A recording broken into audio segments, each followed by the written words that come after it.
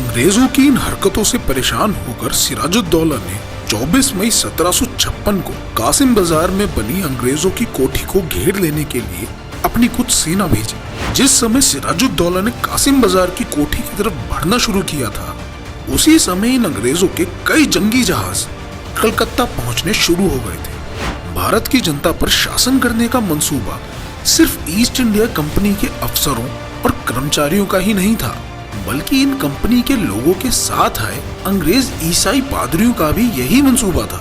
अंग्रेज अमीचंद को पकड़ने के लिए उसके मकान पर पहुंच गए। अमीचंद ने फौरन अपने को उनके हवाले कर दिया।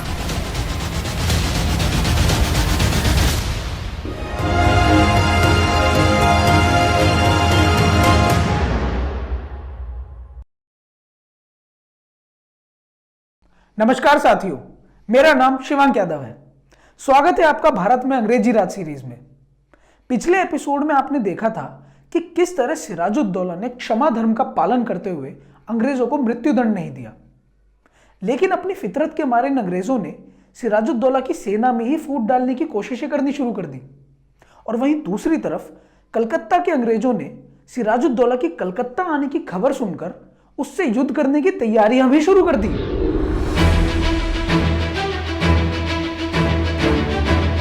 16 जून 1756 को विजयी सिराजुद्दौला ने सेना के साथ कलकत्ता में प्रवेश किया। इस तरफ अंग्रेज भी तैयार बैठे थे। दोनों में युद्ध शुरू हुआ। इस युद्ध में 16 और 17 जून को कई छोटी बड़ी लड़ाइयां हुई।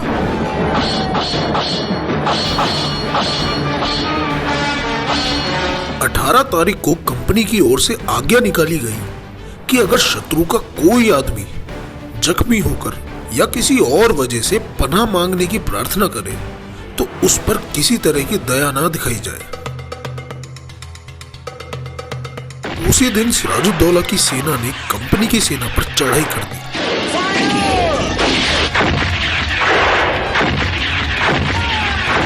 और सिराजुद्दौला की सेना में कई ईसाई नौकरों की नमक हरामी करने के बावजूद कंपनी की सेना देर तक सिराजुद्दौला के गोलों का सामना नहीं कर सकी और अंत में अंग्रेजों को दोबारा हार स्वीकार करनी पड़ी। 4 दिन लड़ाई चलने के बाद 20 जून रविवार के दिन सिराजुद्दौला की विजयी सेना ने कलकत्ता की अंग्रेजी कोठी में प्रवेश किया। कोठी के तमाम अंग्रेज कैद कर लिए गए।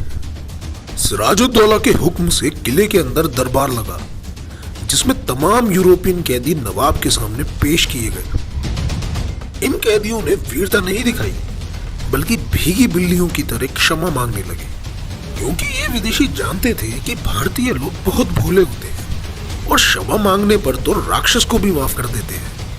और हुआ भी कुछ वैसा ही। उदार भारतीय नवाब ने दोबारा उन सब की जानें बख्श दी।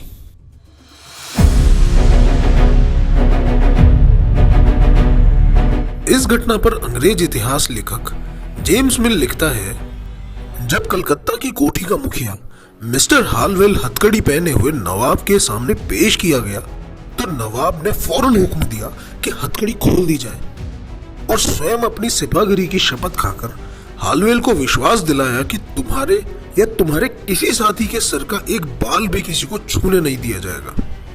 आगे जेम्स मिल यह भी लिखता है कि विजयी हिंदुस्तानी सैनिकों ने पराजित अंग्रेजों के साथ कोई बुरा बर्ताव नहीं किया। किले और कोठी के अंदर का गोला बारूद सब नवाब ने हटवा दिया, लेकिन जितना व्यापार का धन और माल कोठी में था उसे सिराजुद्दौला या उसके सैनिकों ने हाथ तक नहीं लगाया। कलकत्ता के बहुत से अंग्रेज सिराजुद्दौला की सेना के किले में दाखिल होने से पहले ही पीछे के रास्ते से अपने जहाजों में बैठकर भाग गए थे।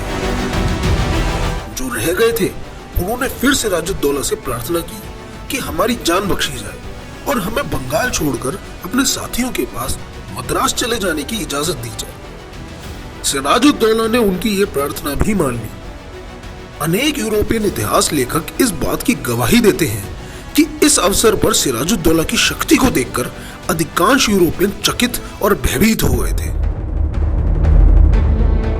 जॉन कुक लिखता है कि सिराजुद्दौला की सेना का नियम था कि वह कभी रात को नहीं लड़ती थी और शाम होते ही गोलाबारी बंद कर देती थी। कुक यह भी लिखता है कि अगर ऐसा ना होता तो 20 तारीख से पहले ही अंग्रेजों की बुरी हालत हो गई होती। यहां आप में से बहुत से लोग ये सोच रहे होंगे कि इस समय सिराजुद्दौला ने एक एक अंग्रेज को पकड़कर मरवा क्यों नहीं दिया और इनकी कोठी को तोड़वा क्यों नहीं डाला। अगर ऐसा कर देता तो यहीं इसी समय अंग्रेजों का नामो निशान भारत से खत्म हो जाता और इतिहास कुछ और होता। लेकिन यह समझने वाली बात यह है कि सिराजुद्दौला ने ऐसा इसलिए नहीं किया क्योंकि वो इन चरित्रहीन, धूर्त और मक्कार अंग्रेजों के चरित्र से अनभिज्ञ था। वो तो इन्हें किसी भारतीय ही की तरह समझ रहा था जो क्षमा मांगने के बाद या वचन देने के बाद मुकरता नहीं है। आज के समय में यह सोच लेना हमारे लिए बहुत आसान है कि सिराजुद्दौला अंग्रेजों की चालाकी पहचान क्यों नहीं पाया, क्योंकि आज समाज में सब बहुत चालाक हो गए हैं, सब उन अंग्रेजों की ही तरह हो गए, इसलिए सबको यह चालाकी समझ आ जाती है। लेकिन उस समय का भारतीय समाज बहुत ही सीधा और पवित्र था, जिसके लिए इस तरह की चालाकी एक बिल्कुल नई चीज थी। उस समय के भारतीय राजाओं को और यहां तक कि प्रजा को इन अंग्रेजों के चरित्र को समझने में बहुत समय लग गया। सिराजुद्दौला की इस कार्रवाई से कंपनी के अंग्रेज व्यापारियों को सन 1756 में भारत के सबसे अधिक उपजाऊ और खुशहाल प्रांत बंगाल से बाहर निकाल दिया गया। हालवेल ने कंपनी के डायरेक्टरों के नाम अपनी 30 नवंबर 1756 की चिट्ठी में लिखा कि इतनी घातक और शोकजनक विपत्ति बाबा आदम के समय से लेकर आज तक किसी भी कौम या उसके उपनिवेश के इतिहास में नहीं आई होगी। इस विजय के बाद सिराजुद्दौला ने कलकत्ता का नाम बदलकर अलीनगर रखा और अपने एक हिंदू दीवान राजा मानिकचंद को अलीनगर का और उसके आसपास के इलाके का हाकिम नियुक्त किया। अंग्रेज अपनी इस हार से बिल्कुल चकित थे। उन्होंने कभी सपने में भी ये नहीं सोचा था कि बंगाल जैसे सुखी, समृद्ध और शांत सूबे के पास इतनी मजबूत सेना होगी कि उन्हें माफी मांग मांग कर दुम दबाकर वहां से भागना पड़ जाएगा। अंग्रेज अपने से ज्यादा ताकतवर किसी को समझते ही नहीं थे। यह लोग 1756 की इस घटना से 10 साल पहले यानी कि 1746 में ही बंगाल, बिहार और उड़ीसा के राज्य पर कब्जा करने की रणनीति बना रहे थे।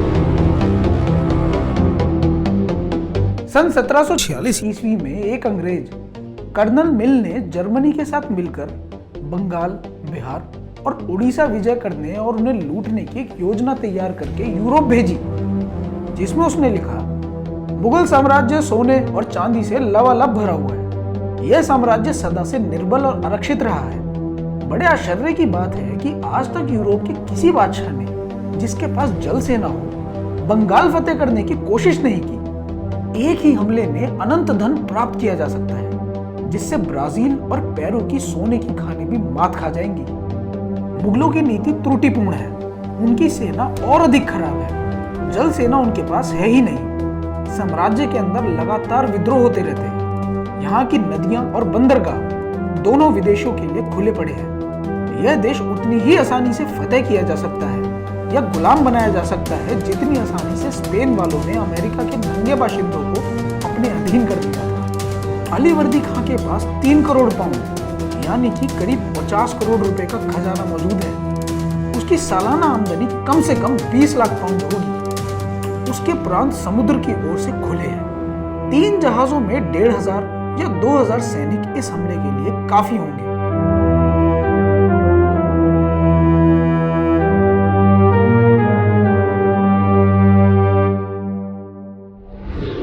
ये लोग बंगाल, बिहार और उड़ीसा को कब्जा करने की तैयारी इसलिए कर रहे थे क्योंकि पश्चिम में मराठाओं की जल सेना से इनका सामना हो चुका था और ये लोग इस बात को समझ चुके थे कि भारतीयों से सीधी और ईमानदारी की लड़ाई में टकराना बहुत मुश्किल है। लेकिन फिर सिराजुद्दौला की सेना से भी टकराकर इनको ये बात भी समझ आ गई कि भारत के पूर्वी तट पर भी कब्जा करना उतना आसान नहीं है जितना इन्होंने सोचा था। तो साथियों, आज के एपिसोड में बस इतना ही। मिलते हैं अगले एपिसोड में। तब तक के लिए नमस्कार, जय हिंद।